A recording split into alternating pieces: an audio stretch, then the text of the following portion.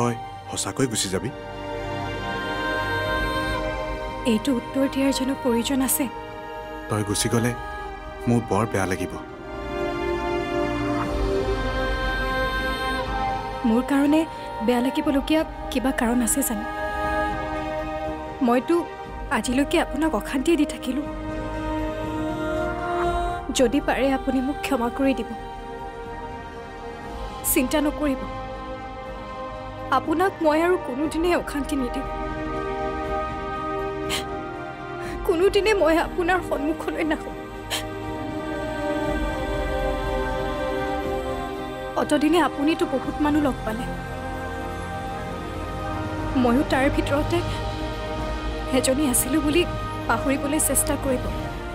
তেনেকৈ ভাবিব পৰা হ'লে মই জানো আজি তোৰ ওচৰলৈ আহোঁ? মই তোক ভাল পাওঁ জোন।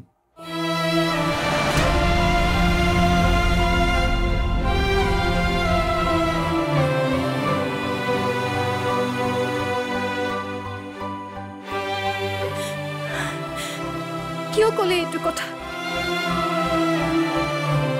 এই কথাটোৱে মোক কিমান অশান্তি দিব আপুনি জানে?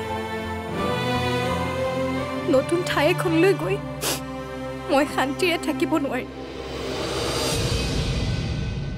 মই তোক বিয়া কৰাব খোজোঁ।